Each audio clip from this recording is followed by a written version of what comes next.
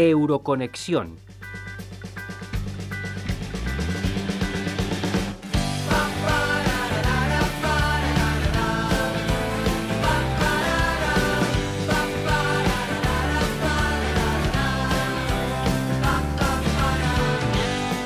La European Academy of Neurology es la sociedad neurológica más importante a nivel europeo. El especialista del Departamento de Neurología de la Clínica Universidad de Navarra, el Dr. Pablo Irimia, ha sido nombrado presidente del panel científico dedicado a cefalias de la asociación para los próximos 2 años. Por ello, el pasado 28 de enero, el Dr. Irimia se reunió en el Parlamento Europeo para participar en reuniones para formar un grupo de trabajo en el que debatir las posibles mejoras en la atención y tratamiento de pacientes con migraña. Hola, Dr. Pablo Irimia, muy buenas. Hola, muy buenos días. ¿Qué se debatió, qué se dijo exactamente en estas reuniones que se produjeron en el Parlamento Europeo? Son unas reuniones informales que lo que pretenden es crear un grupo de trabajo con diferentes parlamentarios que ayuden a mejorar la situación de los pacientes con cefalea y específicamente de los pacientes con migraña. La migraña es una enfermedad de una gran frecuencia, afecta al 12% de la población general y es una de las primeras causas de discapacidad en Europa. Y sin embargo no existen estrategias a la hora de facilitar que los pacientes puedan continuar con su actividad laboral y tampoco existen unas estrategias comunes a nivel europeo pues para facilitar los mejores diagnósticos y los mejores tratamientos para los pacientes. Y por eso hay la necesidad de crear este tipo de grupos de trabajo para de alguna forma impulsar mejoras en la atención de los pacientes con cefalea a nivel europeo. O sea, las personas que sufren cefalea, ¿no? o bien migraña, ¿tienen dificultades en su vida cotidiana, en el trabajo, etcétera? Las personas que tienen migraña, porque es la cefalea, el tipo de cefalea más frecuente, y yo creo que nos deberíamos de centrar en ella, lo que les ocurre es que cuando tienen el dolor de cabeza están completamente incapacitados para hacer una actividad laboral normal. El dolor de migraña impide la concentración y además empeora con la actividad física de rutina, de tal forma que si la persona se mueve, camina, se agacha, pues el dolor empeora y mayoritariamente tienen que permanecer acostados.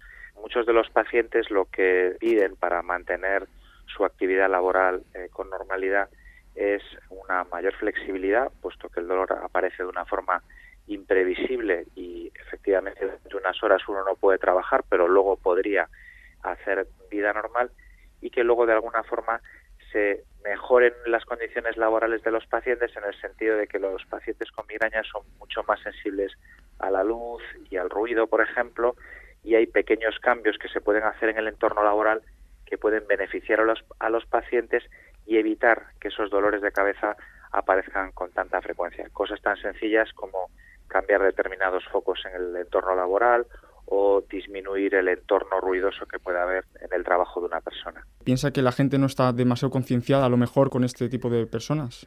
Eso es una realidad. La sensibilización que hay frente a la migraña es muy pobre. Todo el mundo ha tenido dolor de cabeza alguna vez y pues esa sensación general de que todo el mundo tiene dolor de cabeza parece que todos los dolores de cabeza son iguales y sin embargo la migraña es un dolor mucho más intenso, mucho más incapacitante que los dolores que puede padecer una persona por cansancio o asociado a veces al estrés y en este sentido pues este grupo de pacientes tiene una mayor incapacidad para hacer actividades y lo que se intenta con este tipo de estrategias también es sensibilizar a la sociedad y sensibilizar pues en este caso a las autoridades sanitarias para que impulsen medidas para ayudar a este grupo de pacientes que por otro lado es muy numeroso. Y ahora ha sido nombrado presidente del panel científico dedicado a cefalias en el European Academy of Neurology. Entonces, ¿cuáles son sus objetivos como presidente del panel científico? Bueno, los paneles científicos tienen definidos una serie de funciones muy claras dentro de la Academia de Neurología y fundamentalmente están basados en mejorar la formación de los neurólogos europeos y también de alguna forma hacer que el acceso al conocimiento en todos los países europeos sea similar.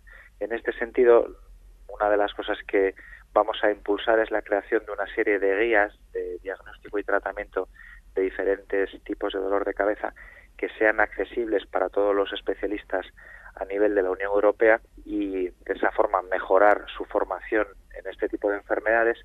Y por otro lado, lo que nos gustaría también es que la formación concretamente en este área, que es el área de cefaleas, sea uniforme en todos los países europeos, de tal forma que cualquier especialista que esté trabajando en Europa tenga unos conocimientos similares y se le exija una serie de aptitudes a la hora de enfrentarse con un paciente con cefalea que sean comunes en toda Europa.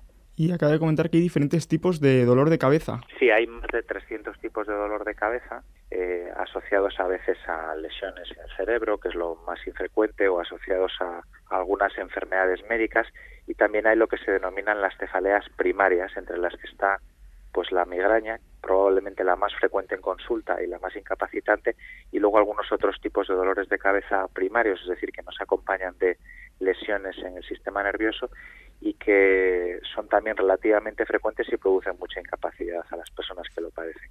Y si podría destacar o decir cuáles son las principales necesidades de mejora, ¿cuáles serían?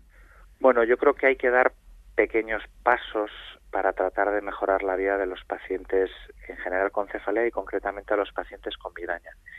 Nuestras iniciativas van sobre todo en dos cuestiones. Uno es mejorar la sensibilización en la sociedad sobre este problema de salud que es, como digo, muy frecuente y una de las primeras causas de incapacidad en los pacientes jóvenes. De hecho, se considera que entre los 16 y 50 años la primera causa de discapacidad en el mundo es la migraña. Y por otro lado, dar también pequeños pasos para ayudar en aspectos relacionados con la integración del paciente con cefalea en el entorno laboral. Que una persona con migraña no pueda desempeñar una carrera profesional normal como consecuencia de su enfermedad es algo que produce cierta tristeza y probablemente lo que tendrían que ayudar las autoridades es que esto no ocurra, que una persona no pierda su trabajo como consecuencia de una enfermedad y que se le ayude a mejorar sus condiciones laborales y que pueda mantener su trabajo. Y con estas dos pequeñas iniciativas probablemente daríamos un gran paso a la hora de mejorar un poco la vida de los pacientes con migraña. Lo más importante sería concienciar, ¿no?, a la gente que sepa lo que se siente el hecho de tenerse, que se sufre, sí, lo que más es el importante dolor de es cabeza. conocer lo que es la enfermedad, en primer lugar, entender el problema que induce de discapacidad y luego, una vez hecho esta fase inicial de concienciación, pues ayudar a que de alguna forma se puedan establecer mecanismos que ayuden a los pacientes a estar integrados en la sociedad y que puedan continuar trabajando con normalidad. Pues muchas gracias, doctor Pablo Irimia, presidente del panel científico dedicado a cefalias de la European Academy of Neurology. Muchas gracias. Pues muy bien, muchísimas gracias. Sin duda, la Unión Europea tiene que seguir siendo consciente de los problemas que sufren en su día a día las personas que sufren migraña. Euroconexión es un proyecto de la Asociación de Radios Universitarias de España y el Parlamento Europeo.